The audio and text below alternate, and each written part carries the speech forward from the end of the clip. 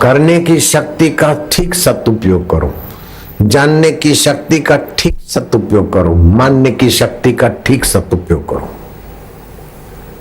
कुछ लोग बोल देते हैं कि जगत मिथ्या, जगत मिथ्या। जगत तो सामने दिख रहा है, सच्चा है, जगत मिथ्या कैसे?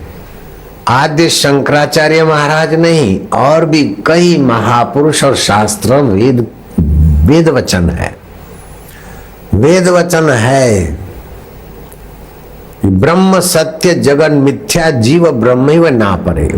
ब्रह्म परमात्मा तुम्हारा मैं सच्चा है, और उस मैं की सत्ता से जो हो के बदलता है वो मिथ्या है। सत्य किसको कहते हैं? यस्य सत्ता त्रिकाला अव्यभिचरति इति सत्यम। जिसकी सत्ता तीनों काल में ज्यों की त्यों रहे उसको सत्य बोलते हैं। जिसकी सत्ता तीनों काल में नहीं हो उसको असत बोलते। जरा शशे के सींग ले आओ तो मैं दवाई बना के दूंगा।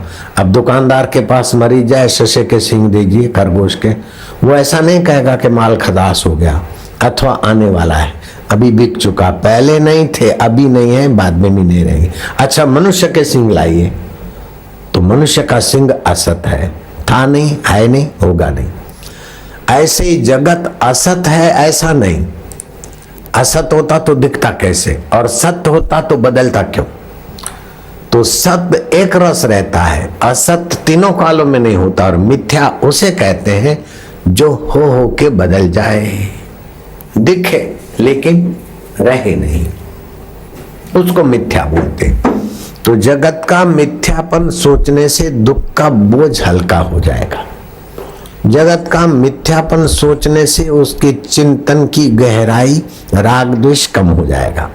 जगत का मिथ्यापन सोचने से सत्य खोजने की जिज्ञासा पैदा होगी, और जगत का मिथ्यापन खोजने से राग द्वेष भय शोक आदि की जड़ें खोखली हो जाएगी, और आप सत्य में विश्रांति पाओगे। कोई साबित नहीं कर सकता है जगत सत्य है, जयराम जी बोलना पड़ेगा। कोई सिद्ध नहीं कर सकता है जगत सत्य है, और मैं नहीं हूं ऐसा भी कोई सिद्ध नहीं कर सकता। भगवान है कि नहीं तुम बोल सकते भगवान नहीं है, लेकिन तुम हो कि नहीं तुम अपना अस्वीकार नहीं कर सकते हो। जिसको तुम कभी नहीं छोड़ सकते उसका नाम है सत्य, और जिसको तुम सदा नहीं रख सकते हो उसका नाम है मिथ्या, और जो सदा नहीं है उसका नाम है असत। तीनों काल में नहीं है वो असत, तीनों काल में है वो सत्य।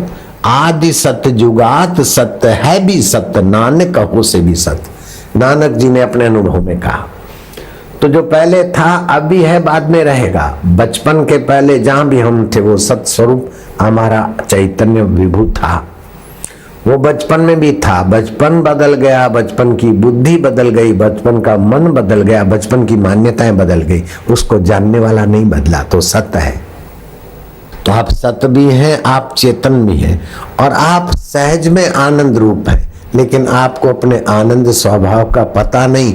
इसलिए आनंद की जो भूख है, आनंद की जो मांग है, वो आप आंखों के द्वारा रूप देखकर पूरी करना चाहते, जीभ के द्वारा स्वाद लेकर, नाक के द्वारा सुगंध लेकर, कान के द्वारा वाहवाही सुनकर अथवा संगीत सुनकर, काम इंद्रिय के द्वारा अपने को सताकर आप आनंद ही लेना चाहते।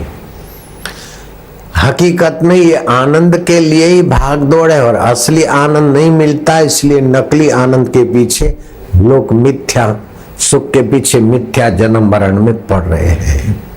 मिथ्या परपंच देख दुख जिन अन जिय, देवन को देव तू तो सब सुख राशि है।